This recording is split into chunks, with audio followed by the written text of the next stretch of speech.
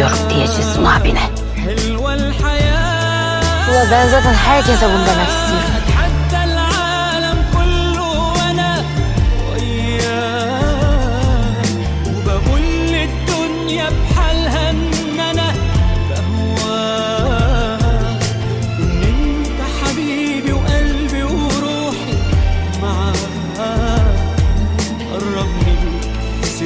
أعيش إحساس هواك.